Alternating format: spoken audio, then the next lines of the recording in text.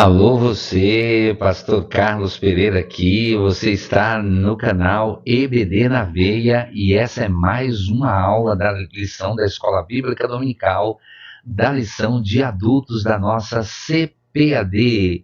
Nós estamos no nosso segundo trimestre de 2025 e o nosso tema é o Verbo se fez carne, Jesus sob o olhar do apóstolo do amor, o apóstolo João. Estamos hoje para mais uma lição da nossa Escola Bíblica Dominical e eu convido você para estudar comigo mais uma aula.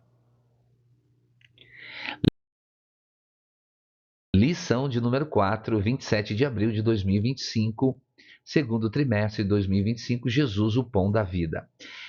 Alô, você que ainda não é inscrito no canal, está chegando aqui agora, seja bem-vindo ao meu canal. Esse é o canal EBD na Veia. Nós estudamos aqui, esse canal é exclusivo para assuntos, né, da Escola Bíblica Dominical, da classe de adultos e futuramente também da classe de jovens também, tá? Hoje o nosso tema é Jesus, o pão da vida, mas eu quero pedir a você, se você não é inscrito ainda no canal, se inscreva no nosso canal, por favor, né? E você que já é inscrito, meu irmão, você que está assistindo as nossas aulas aqui no canal, clique no gostei. Por que eu peço que você clique no gostei? Bom, o algoritmo do YouTube, ele, quando você clica no gostei, quando você dá um like, né? Em alguns computadores, que você dá um like aí, o que acontece? O algoritmo do YouTube, ele recomenda esse vídeo para outras pessoas, tá bom? Então, de alguma forma, você está também me ajudando e também evangelizando, porque o objetivo nosso aqui também é educar e evangelizar e educar, porque a EBD consegue fazer as duas coisas ao mesmo tempo, educar e evangelizar e educar ao mesmo tempo, tá? Então, por favor, eu vou dar um segundinho aqui para você, que não custa nada, é só você clicar aí. Clicou? Oh, obrigado. Deus abençoe você. Não clicou, não? Jesus tem um plano na sua vida. Clica aí, ok? Você está contribuindo com a gente. Então vamos lá para a nossa aula, a nossa lição da Escola Bíblica Dominical, sendo que nós vamos estudar hoje o tema Jesus, o pão da vida, né? Esse tema, meus irmãos, ele é maravilhoso, porque nós vamos estar falando sobre um assunto que refere-se, evidentemente, a uma coisa muito comum na nossa sociedade, que é o pão, né? Todo mundo gosta de um pão. Vivemos em uma era de abundância material e carência espiritual. Muitos correm atrás do pão que perece, mas continuam famintos por dentro. Nessa lição, somos conduzidos à revelação gloriosa de Jesus como o verdadeiro pão da vida, aquele que desceu do céu para saciar a fome mais profunda da alma humana. Ao estudarmos o milagre da multiplicação e as palavras impactantes de Cristo, veremos que não é o alimento físico que sustenta eternamente, mas a comunhão com aquele que dá a vida. Vamos, portanto, estudar e aprender a palavra de Deus. Que maravilhoso, né? O nosso tema de hoje, Jesus, o pão da vida.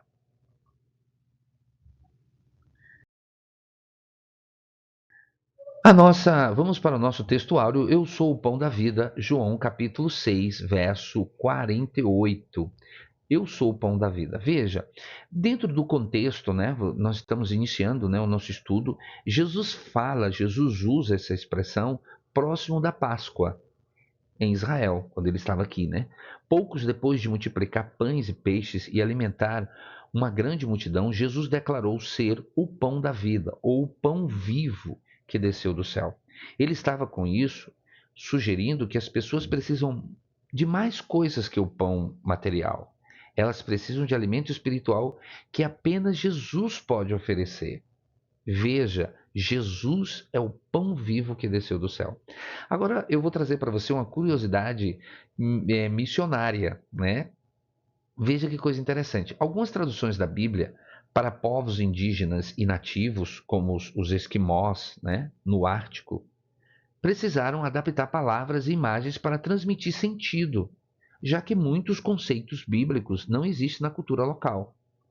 Para eles, que evidentemente não têm o pão como um alimento básico, né, foi preciso traduzir literalmente pão da vida dentro do sentido vital ou emocional da cultura deles. E olha o que diz. Alguns relatos missionários contam que a expressão Jesus é o pão da vida precisou ser contextualizada como Jesus é o arroz da vida em culturas asiáticas, porque o alimento básico lá é o arroz. Jesus é a mandioca da vida em tribos amazônicas, né? Que não tem necessariamente o pão como o alimento básico, tá? Mas tem a mandioca como alimento básico. E em determinadas culturas, Jesus é o peixe ou a foca da vida entre os esquimós. Isso, meus amados irmãos, né? É importante que se diga, não é uma adulteração da palavra de Deus de forma alguma, mas um esforço legítimo para levar o sentido real da Escritura a um povo que de outra forma não entenderia a mensagem do Evangelho, né? Que curiosidade interessante, já que eu trabalho com missões, sou secretário de missões, né? E fui missionário também durante 6 anos e 11 meses. Nós sabemos da importância de contextualizar a palavra dentro da cultura. Vamos agora para a nossa verdade prática. Jesus é o pão da vida que sacia a fome espiritual de todo ser humano.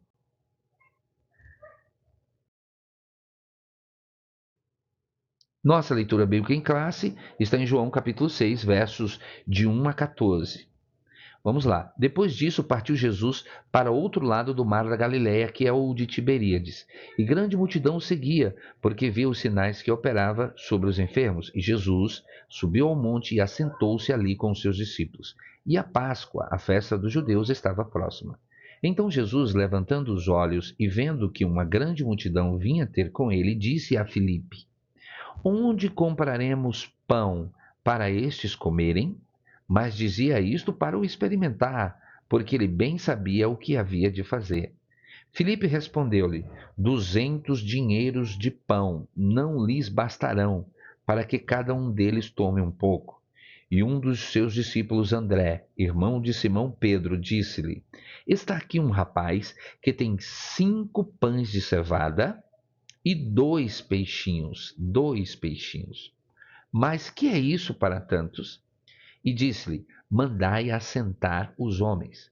E havia muita relva naquele lugar. Assentaram-se, pois, os homens, em número de quase 5.000. Quase 5.000. E Jesus tomou os pães e, havendo dado graças, repartiu-os pelos discípulos, pelos que estavam assentados, e igualmente também os peixes, quando eles queriam. E quando estavam saciados, disse aos seus discípulos: Recolhei os pedaços que sobejaram, para que nada se perca. Recolheram-nos, pois, e encheram 12 cestos de pães, 12 cestos de pedaços dos 5 pães de cevada que sobejaram aos que haviam comido. Vendo, pois, aqueles homens o milagre que Jesus tinha feito, diziam: Este é verdadeiramente o profeta que devia vir ao mundo. Que leitura maravilhosa! A nossa introdução. A lição dessa semana visa demonstrar que somos dependentes, né, de Deus. Essa dependência não se limita às necessidades materiais, mas, acima de tudo, refere-se à nossa necessidade espiritual, que somente o pão da vida pode satisfazer plenamente. Agora, vamos para os objetivos da nossa lição. Instruir a classe a respeito da multiplicação, né, do milagre da multiplicação. Segundo, refletir sobre os desafios da fé. E, em terceiro lugar, correlacionar a necessidade humana como o pão da vida, né? Correlacionar isso, né, como o pão da vida. Isso aqui é muito interessante, correlacionar a necessidade do ser humano com Jesus, com o pão da vida. Agora vamos, meus amados irmãos, para Jesus, a multidão e o milagre da multiplicação, né? Vamos para esse tópico maravilhoso.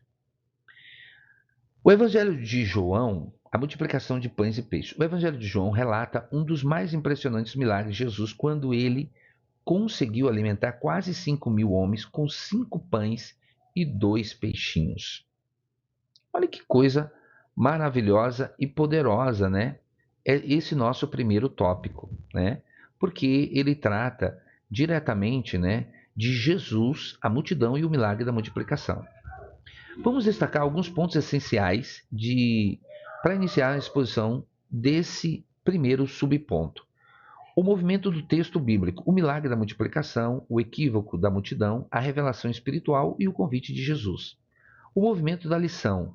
Se possível, deixe bem claro os três principais movimentos da lição, que é muito simples, a nossa lição. Resumindo a nossa lição, a multidão busca pão, Jesus dá o pão físico, mas Jesus também revela, em terceiro lugar, o pão verdadeiro. Esse é o movimento. O propósito do milagre. Na verdade, Jesus fez, diante dos seus discípulos, muitos outros sinais que não estão escritos nesse livro. Esses, porém, foram registrados para que vocês creiam que Jesus é o Cristo, o Filho de Deus, e para que, crendo, tenham vida em seu nome. Há um pequeno conflito de informação entre o livro de apoio e o subponto em análise. O livro de apoio do pastor Helena Cabral, na página 52, afirma o seguinte: isso aconteceu durante a festa da Páscoa, no capítulo 5. No entanto, na revista utiliza essa expressão provável, em vez de uma declaração categórica, o que considera uma abordagem mais adequada, dada a ausência de identificação explícita da festa no texto bíblico. O Evangelho de João registra, ao todo, 6 referências a festas judaicas. Dentre essas, a festa mencionada em João capítulo 5 é a única que não é identificada pelo nome. O texto informa apenas que Jesus subiu a Jerusalém por causa de uma festa dos judeus. A ausência dessa informação, que é incomum no estilo joanino, leva estudiosos a considerar que o nome da festa não era essencial para a intenção teológica do autor, razão pela qual ele pode ter optado por omiti-lo. João, nesse ponto, parece apenas querer justificar a presença de Jesus em Jerusalém, sem se deter nos elementos cerimoniais da ocasião. Contudo, sabe-se que, segundo a lei de Moisés, 3 festas principais exigiam a presença obrigatória dos homens judeus em Jerusalém: a Páscoa, a festa das semanas, que é o Pentecostes, e a festa dos tabernáculos. É razoável supor, portanto, que a festa referida em João capítulo 5 tenha sido uma dessas festas, já que o texto menciona que Jesus subiu a Jerusalém para a celebração. Ao iniciar o capítulo seguinte, João descreve, depois dessas coisas, essa expressão é uma fórmula comum no Evangelho de João e não implica necessariamente uma sequência cronológica imediata. Ela apenas marca o início de uma nova seção narrativa, informando que os eventos relatados ocorreram após os do capítulo anterior, mas sem especificar quanto tempo depois. João, capítulo 6, verso 4, informa que os acontecimentos daquele capítulo ocorreram pouco antes da Páscoa. Se a festa não identificada em João capítulo 5 foi a festa dos tabernáculos, então há um espaço de aproximadamente 6 meses entre os dois capítulos. Caso tenha sido a própria Páscoa, a diferença pode chegar a um ano inteiro, acredite. Um ponto importante. Somos levados a crer que a festa mencionada em João capítulo 5 não se refere à Páscoa, mas assim à festa dos tabernáculos. Essa compreensão se baseia na cronologia tradicional do ministério de Jesus, cuja duração é estimada em aproximadamente 3 anos, justamente a partir das menções das festas pascuais registradas no Evangelho de João. Como a Páscoa é mencionada em João capítulo 6, verso 4, como estando próxima, isso sugere que a festa anterior não poderia ser a mesma festa, é óbvio. Portanto, diferencio respeitosamente da interpretação sugerida pelo autor da lição, que na revista deixa em aberto a possibilidade de a festa ser a Páscoa. Entendo que o argumento a favor da festa dos tabernáculos apresenta maior coerência com a sequência narrativa e o intervalo de tempo necessário entre os capítulos 5 e 6. Todavia, devemos reconhecer que esta questão, embora interessante e legítima no campo exegético, não compromete o entendimento central da lição, sendo um ponto secundário diante da mensagem principal, que é a revelação de Jesus como o verdadeiro pão que dá vida ao mundo. Glória a Jesus! Agora vamos para o nosso segundo tópico, que já está, no nosso segundo subtópico, que já está aí. Com o único milagre, como o único milagre mencionado nos 4 evangelhos, o evangelista procura mostrar a multiplicação de pães e peixes nesse capítulo como uma manifestação do poder ilimitado de Jesus. Por esta razão, ele destaca a imagem de Jesus e deixa muito bem claro, de Jesus alimentar uma imensa multidão composta por homens, mulheres, jovens e crianças que o seguiam, Jesus faz um milagre fantástico aí. O milagre é uma coisa poderosa, Porque Jesus, o milagre é simples, Jesus não tem, do ponto de vista humano, é impossível acreditar que 5 pães e 2 peixinhos, e observe que a Bíblia deixa bem claro, 2 peixes, peixinhos, 2 peixinhos, né?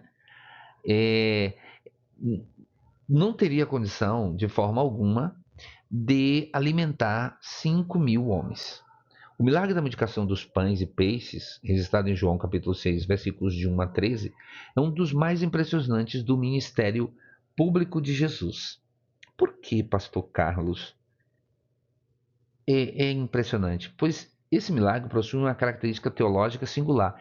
Ela manifesta o poder criador do Filho de Deus. É importante notar que não se trata de uma criação a partir do nada absoluto, como aquela descrita em em Gênesis capítulo 1, onde Deus trouxe o universo à existência sem nenhum elemento anterior. De fato, no milagre em questão havia uma matéria-prima inicial: 5 pães de cevada e 2 peixes.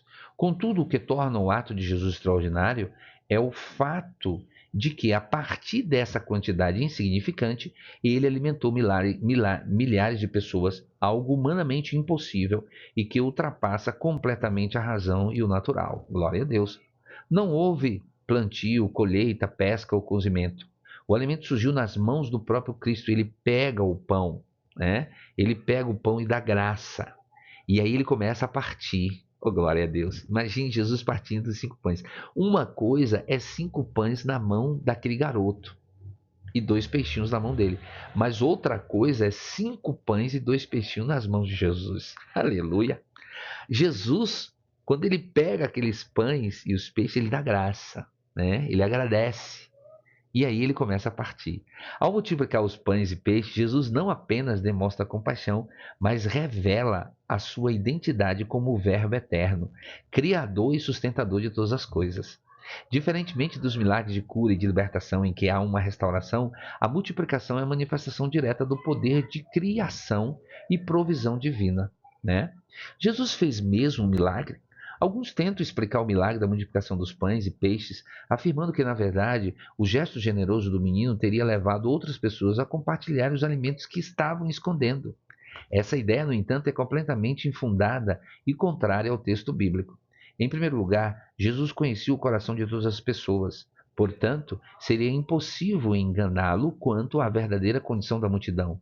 O próprio texto afirma que o povo estava faminto e Jesus, vendo a multidão, sabia exatamente o que faria. Em segundo lugar, a reação da multidão confirma que houve um milagre autêntico. As pessoas, ao presenciarem o que aconteceu, disseram: "Este é verdadeiramente o profeta que devia vir ao mundo." E quiseram, inclusive, proclamar Jesus como rei. Isso está lá em João capítulo 6, verso 15, dentro do próprio sequência do texto, né, na Bíblia Sagrada. Tal reação jamais teria ocorrido diante de uma simples lição sobre partilhar ou generosidade coletiva. Se o episódio tivesse sido apenas fruto de uma comoção emocional ou uma manobra psicológica, a multidão não teria reconhecido em Jesus um líder messiânico de autoridade divina. Por fim, João, ao selecionar esse milagre como um dos sinais, o fez com o claro propósito de testemunhar a divindade de Cristo. Ele não o incluiria se não considerasse esse evento uma manifestação direta do poder de Deus por meio de Jesus, né? Que maravilhoso, né? Essa observação aqui no nosso comentário. O milagre. Na sua narrativa, João revela o poder criador e divino que é capaz de trazer à existência aquilo que anteriormente não existia. Agora vamos para o nosso terceiro tópico. Qual era o interesse da multidão? Qual era o interesse da multidão? Jesus percebeu que a multidão o seguia devido aos milagres e curas que realizava, mas não para escutar a sua mensagem. No dia seguinte, encontrou novamente a multidão que desejava mais pão e a confrontou, mostrando que não era só apenas o alimento material, ignorando realmente a verdade sobre a necessidade para as suas almas. Não. Qual era realmente o interesse da população, né? Qual era realmente o interesse daquela multidão? Jesus sabia que não são os grandes milagres que resolverão os problemas das pessoas, pois é preciso algo mais profundo para alimentar as almas. E veja, o milagre. O primeiro episódio, Jesus se dá nas cercanias do Mar da Galileia, onde Jesus realiza o milagre da multiplicação dos pães e peixes. No dia seguinte, a multidão que havia se alimentado do pão físico procura Jesus novamente. No entanto, ele não está mais no mesmo lugar. O texto bíblico informa que Jesus atravessou o mar e foi para Cafarnaum. É nesse contexto que acontece o famoso discurso do pão da vida, o qual ocorre dentro da sinagoga daquela cidade. Jesus então confronta a motivação da multidão dizendo: Jesus respondeu, em verdade lhes digo que vocês estão me procurando não porque viram sinais, mas porque comeram os pães e ficaram satisfeitos. Trabalhem, não pela comida que se estraga, mas pelo que permanece para a vida eterna, a qual o Filho do Homem dará a vocês, porque Deus o Pai o confirmou com o seu selo. João capítulo 6, versos 26 e 27. A crítica que Jesus fez dirigida à multidão do seu tempo, permanece atual em nossos dias. A busca por bênçãos imediatas, ao invés de um relacionamento genuíno com Deus, ainda é uma realidade evidente. A sede pelo pão que parece manifesta-se hoje de formas variadas, tais como a frequência à igreja motivada exclusivamente por interesses materiais como curas, empregos ou prosperidade financeira, a busca por líderes religiosos curandeiros, tipo como operadores de milagres, mas desprovidos de compromisso com a verdade bíblica, a prática de uma fé baseada em barganha emocional ou condicional, na qual o relacionamento com Deus está condicionado ao atendimento imediato de expectativas pessoais. Se Deus me abençoa, eu permaneço, caso contrário, eu me afasto. É gente que procura, em certo sentido, só a bênção e não quer nada com o abençoador. Mas nos comentários aqui, não busque só a bênção, busque o abençoador, porque é uma questão até de lógica. O abençoador não vai lhe dar só o pão que perece, não. Ele vai lhe dar sabedoria, ele vai lhe dar saúde, ele vai curar a sua alma, ele vai curar as suas dores, ele vai saciar aquilo que nada e ninguém pode saciar. É por isso que existem muitos aí que estão em evidência, né, na sociedade, estão em evidência nos palcos, mas são pessoas vazias porque não têm o alimento que é Jesus, que sacia a alma, né? Infelizmente, essa distorção da fé revela uma espiritualidade superficial daqueles que só querem buscar, né? Só querem a bênção e não o abençoador. Como nos dias de Jesus, o chamado divino continua sendo para que as pessoas busquem o alimento que permanece para a vida eterna. Aí vale uma pergunta: por que estou buscando a Deus? Pela presença dele ou apenas pelos benefícios? Só você pode responder essa pergunta, meu querido irmão, minha querida irmã. Qual a síntese do nosso primeiro tópico, a nossa sinopse?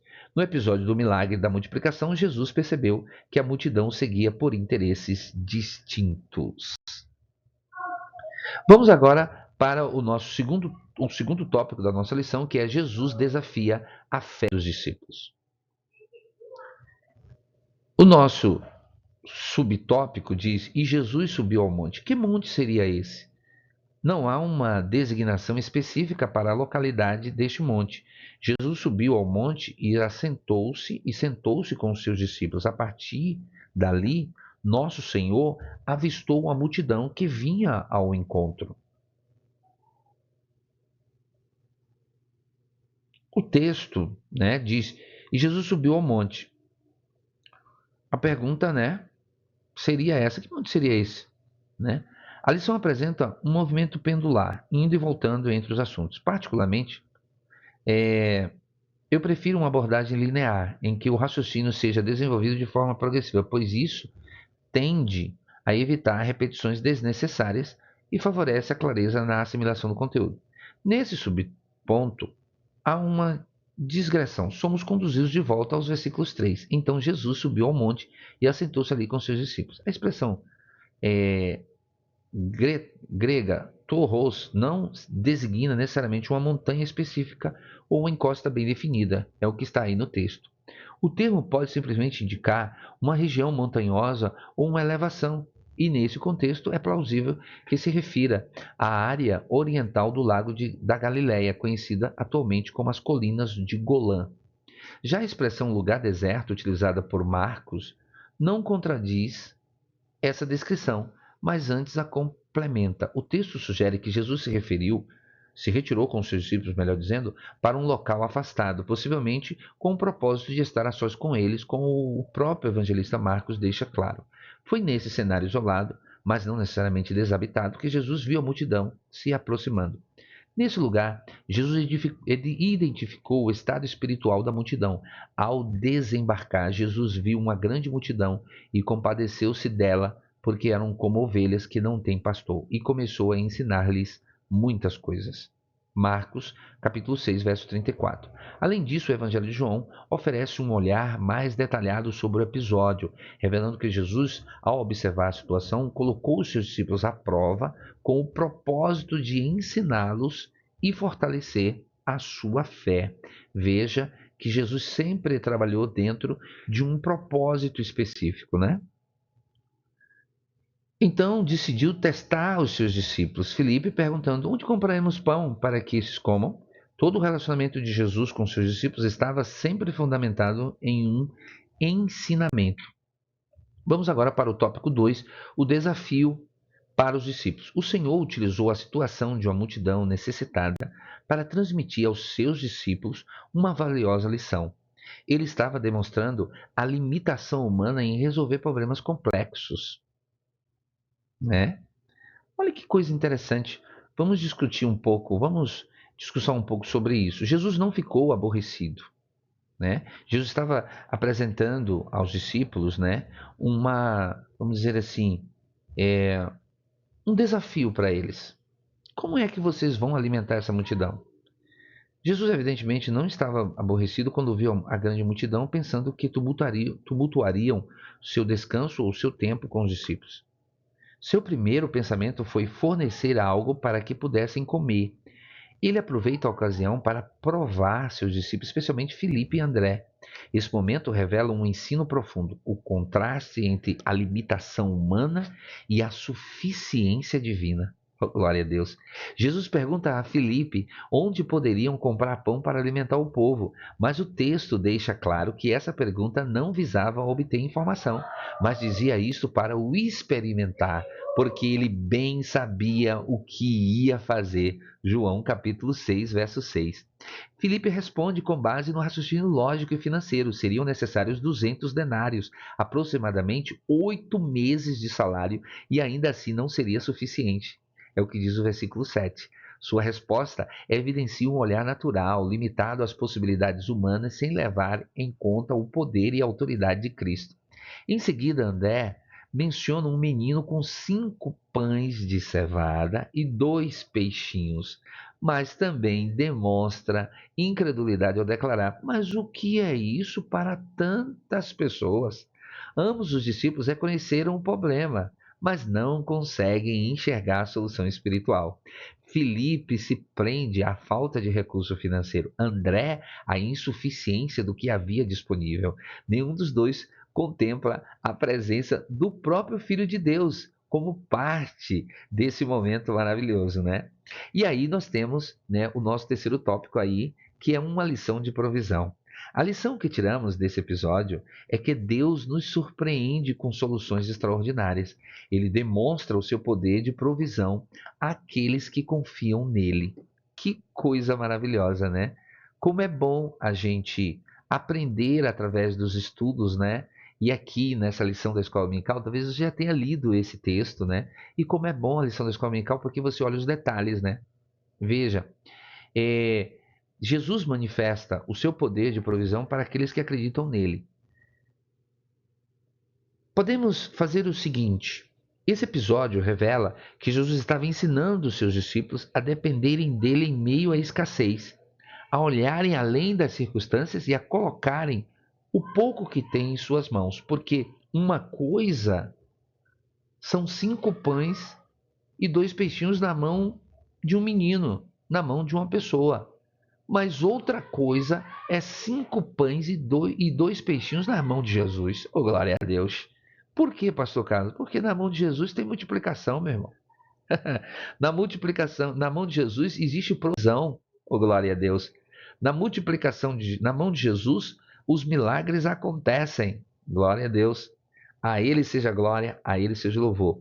No episódio do milagre da multiplicação, essa é a nossa síntese, né, do segundo tópico. Nosso Senhor desafiou a fé de seus discípulos, né? Vamos agora para o nosso terceiro e último tópico. Jesus, o pão que desceu do céu. Jesus, o pão que desceu do céu. Nosso terceiro e último tópico, que é muito interessante para nós. Jesus, o pão que desceu do céu. Nosso subtópico tem: qual é o real interesse da multidão? É uma pergunta. O Senhor compreendia que a percepção daquela multidão sobre ele era puramente social.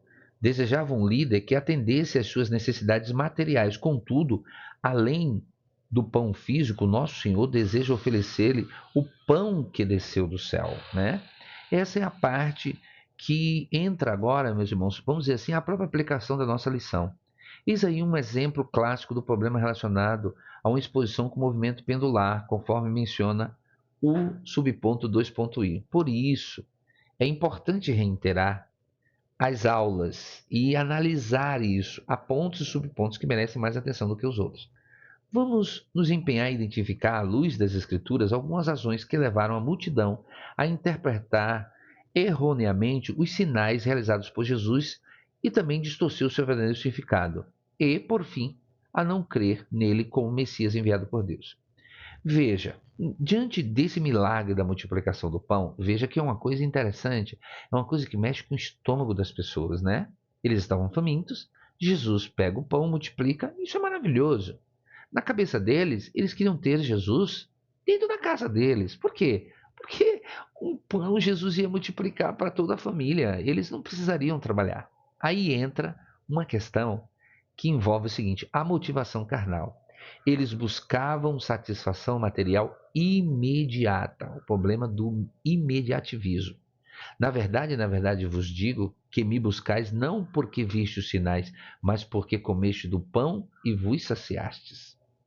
A multidão não buscava Jesus por quem ele era, mas pelo que ele fazia. O milagre foi visto apenas como provisão física e não como um sinal espiritual. Eles queriam o pão, mas não queriam o pão da vida. Expectativa distorcida sobre o Messias. Este é verdadeiramente o profeta que devia vir ao mundo. João capítulo 6, verso 14. Sabendo, pois, Jesus que estavam para vir com o intuito de arrebatá-lo para o proclamarem rei, retirou-se novamente para o monte, ele sozinho.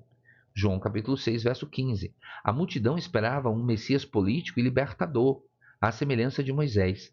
Ao verem Jesus realizar um milagre semelhante à provisão do maná, quiseram proclamar um rei à força. Resistência à revelação espiritual. Eu sou o pão da vida. Duro é este discurso. Quem o pode ouvir? É João capítulo 6, verso 60. Depois Jesus faz o discurso sobre eu sou o pão da vida. Quando Jesus declarou o verdadeiro pão que desceu do céu, exigindo fé, comunhão e entrega, muitos se escandalizaram. Eles queriam um milagreiro, não um mestre que confrontasse suas motivações. Rejeição consciente da verdade revelada. À vista disso, muitos dos seus discípulos o abandonaram e já não andavam com ele. João capítulo 6, verso 66. Mesmo após ouvirem a verdade da boca do próprio Cristo, muitos o rejeitaram conscientemente. Não houve falta de ensino, mas falta de desejo de pôr uma fé viva. Escolheram o pão que perece e recusaram o pão eterno, né? Esse era o interesse real da multidão.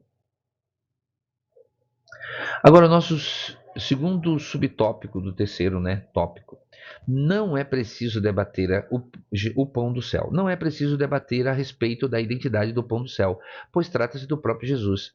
Há no versículo 32 uma comparação entre o maná na peregrinação de Israel, no deserto, sob a liderança de Moisés, e o verdadeiro pão que desce do céu, ou seja, o próprio Cristo, nosso Senhor, que quem pode alimentar, né? Só ele pode alimentar a multidão. Ele é o pão que as pessoas precisam, né? O próprio Senhor Jesus ele diz o seguinte, né? Eu sou o pão da vida, eu sou a luz do mundo, eu sou a porta das ovelhas, eu sou o bom pastor, eu sou a ressurreição e a vida, eu sou o caminho, a verdade e a vida, e eu sou a videira verdadeira. Ele não é só o pão da vida, ele é tudo isso. Ele não só multiplicou. Jesus levou a multidão a um sentido mais profundo, né? Jesus respondeu e disse: Eu sou o pão da vida. Quem vem a mim jamais terá fome. Quem crê em mim jamais terá sede. João capítulo 6, verso 35. A metáfora do pão está intimamente ligada à ideia de sustento, vida e dependência diária. Assim como o corpo humano precisa de alimento cotidiano para sobreviver, a alma humana precisa de Cristo para ter vida verdadeira e eterna. A fome e a sede mencionadas aqui não são físicas, mas espirituais. O verbo vir indica aproximação, entrega. O verbo crer expressa confiança contínua e relacional. João capítulo 6, verso 35, sintetiza três doutrinas fundamentais, né? Cristologia, soteriologia e suficiência de Cristo. Cristologia porque Jesus declara ser o pão da vida, ou seja, ele é o único mediador da vida eterna, o alimento que desceu do céu, João capítulo 6, verso 51. Soteriologia, o convite é claro, aquele que vem a mim, quem crê em mim, a salvação é oferecida àquele que se aproxima com fé e se entrega plenamente. Suficiência de Cristo, a promessa é definitiva, não terá fome, nunca terá sede, não há outro alimento para a alma. Cristo não apenas supre, ele satisfaz completamente aqueles que o aceitam, que se alimentam dele. Vamos agora para o nosso terceiro tópico, que é o que é comer o pão. De forma evidente, ao mencionar a partilha da sua carne, nosso Senhor se refere à sua morte na cruz, onde oferece sua vida em favor dos pecadores que se arrependem e creem no Evangelho, proporcionando salvação e vida eterna. Isso aqui, meus amados irmãos, é muito interessante, porque a metáfora de comer o pão e beber, né, sugere uma apropriação pessoal da salvação, porque comer aqui, né, comer é o pão e beber é o cálice. Comer é um ato íntimo, individual e necessário. Ninguém pode comer por outro. Assim mesmo, pode crer por outro. Da mesma forma que o alimento não tem utilidade se não for ingerido, Cristo não gera vida se não for recebido pela fé. Hebreus capítulo 4, verso 2. Crer em Jesus é o único meio de receber a vida eterna. Não existe outro meio, não existe outra forma. A Igreja Católica Romana interpreta João 6, 51 e 59 como fundamento para a transubstanciação, que é a crença de que na Eucaristia o pão e o vinho tornaram-se literalmente o corpo e o sangue de Cristo. Contudo, essa interpretação não é sustentada pelo texto de João, nem pelo contexto em que essas palavras foram ditas. Isso porque essa leitura deve ser rejeitada, né? Essa leitura feita pela igreja. O sacramento da ceia ainda não havia sido instituído, isso só ocorre em João 13. Logo, os ouvintes originais não teriam como entender que Jesus falava da Eucaristia. Jesus promete vida eterna aos que comerem e beberem dele, o que significaria que a salvação seria obtida pela ceia, contrariando totalmente o ensino bíblico da salvação pela fé, né? Que a salvação é pela graça, Efésios capítulo 2, versos Romanos 3, 28, João 3, 16. Versículos como João 6,40 mostram que os mesmos efeitos espirituais de comer e beber, vida eterna e ressurreição, são atribuídos a ver e crer, ou seja, fé e não ingestão sacramental, né? É muito importante que nós deixemos claro isso aí. Agora a nossa sinopse, né? O nosso resumo do terceiro tópico. No dia seguinte ao milagre de multiplicação, nosso Senhor afirmou ser o verdadeiro alimento espiritual para o ser humano, né? Agora, meus amados irmãos, chegamos, né? Meus amados irmãos, chegamos aqui à nossa conclusão, né? Nessa lição, compreendemos que Jesus é o pão da vida e se ofereceu por nós. Assim, aqueles que se alimentam de Sua palavra satisfazem sua fome espiritual e reconhecem a vida eterna. A revelação de Jesus como pão da vida é um convite, né, à fé profunda, à comunhão verdadeira, à dependência total dele. Mais do, Perdão, mais do que milagres ou provisão material, ele nos oferece vida eterna, satisfação plena e relacionamento com o Pai.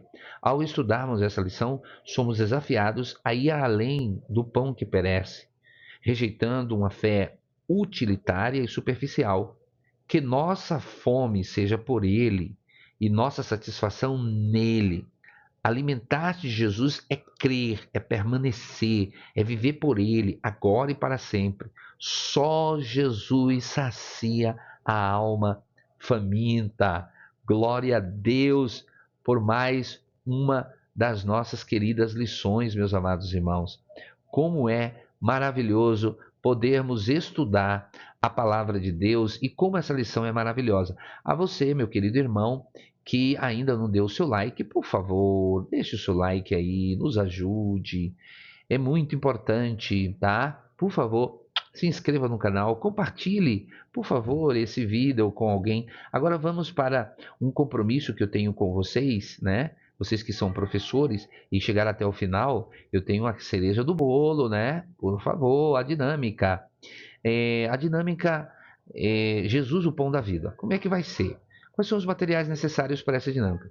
Você vai pegar pães pequenos, de preferência aquelas bisnaguinhas, né, ou pão francês ou outro tipo de pão, conforme a realidade, né, do local onde você está. Versículos bíblicos impressos que abordam, né, evidentemente, a comunhão, unidade, amizade e amor fraternal, né, e duas bandejas, uma para os pães, outra para os versículos. E isso você tem que preparar antes, né, para você aplicar aí na sua aula, né, na sua aula.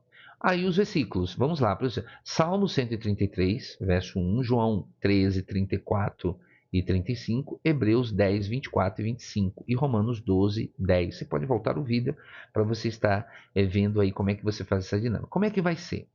Organize os alunos, né, em círculo. Você tem que botar os alunos em círculo, de modo que todos possam se ver. Evidentemente, as cadeiras, se for possível ali. Coloque a bandeja com os pães e a bandeja com os versículos no centro, né?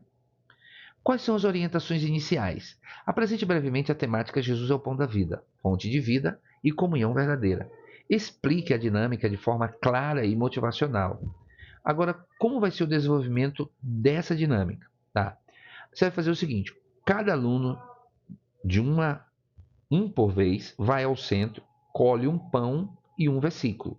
Porque você vai colocar os pães e os versículos, né, ali cortados. Você vai imprimir os versículos ali e cortar eles. O aluno entrega o pão e o versículo a um colega na roda de sua escolha. O versículo deve ser lido em voz alta pela pessoa que entrega ou pelo que recebe. Aí é o seguinte, você deve conduzir isso, as reflexões. Foi fácil ou difícil presentear seu irmão com o pão? E o versículo? Faça comentários breves a cada resposta, né? Estimulando a participação, né? Aí você, pegando esses versículos, né, ajuda eles ali a fazerem uma análise ali daquele rapidinho daquele texto, né, o que significa, o que aquilo significa, perguntando sempre ao aluno, né, para que ele esteja compartilhando, né? Ele esteja compartilhando o pensamento dele. Momento de aplicação espiritual. Como é que a gente vai aplicar isso de forma espiritual? O questionamento central vai ser: assim como vocês se levantaram e entregaram o pão ao colega, porque algumas vezes temos dificuldade de entregar Jesus, o pão da vida, o evangelho para quem precisa. Abra espaços para respostas espontâneas. Aplique o seguinte ensinamento no final: precisamos nos levantar, sair da zona de conforto e entregar Jesus aos outros, assim como fizemos agora fisicamente. Aí, para você encerrar essa dinâmica, você faz uma breve conexão entre o pão físico e o pão da vida espiritual, Jesus. E incentivar os alunos a serem missionários diários, levando Cristo aos outros de maneira prática e intencional. Aí você pode fazer uma oração final, né? Peça a Deus coragem, criatividade e sensibilidade para compartilhar o Evangelho. Você também pode variar essa dinâmica. Se preferir, os alunos podem buscar o pão e o versículo para si mesmos, refletindo sobre Deus falando ao coração deles. Faça uma adaptação à dinâmica conforme o tempo disponível e o tamanho da turma, claro, né? Encoraje os alunos a usar a criatividade ao aplicar o aprendizado fora da sala de aula. Recursos extras. Incentive os professores a fazer adaptações conforme o seu contexto. Compartilhe sugestões de como replicar ou estender a atividade. Atividades em casa, desafios de evangelização em grupo e tal. Lembretes sobre materiais e oportunidades de formação continuarem disponíveis, evidentemente, através de um estudo aprimorado da palavra. Essa dinâmica organizada vai além de uma ilustração, desafia a turma a internalizar o papel de repartir o pão da vida e a prática da missão cristã, tornando a EBD um ambiente de comunhão, desafio. Isso é muito importante, tá bom? Bom, chegamos ao final da nossa lição. Que Deus abençoe a sua vida, que Deus abençoe a sua família.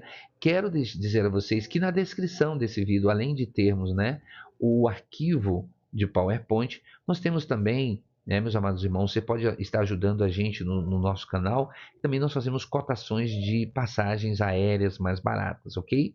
Temos também o certificado digital para você que tem igreja ou você tem alguma atividade na igreja que envolve essa questão de utilização do certificado digital. Também você pode aí no link fazer, né, agendar a sua videoconferência, e aí você pode estar adquirindo o seu certificado digital. O certificado digital serve exatamente nesse momento para consultar, né, vamos dizer assim, as declarações de imposto de renda que foram feitas, né? E também fazer movimentações, assinar documentos e coisas afins. Que Deus abençoe a sua vida, que Deus abençoe a sua família. Compartilhe esse vídeo com mais pessoas. Que Deus abençoe você e até a próxima aula, que será a lição de número 5, a verdade que liberta. Glória a Deus. Vai ser no dia 4 de maio. Que Deus abençoe você e até a próxima aula.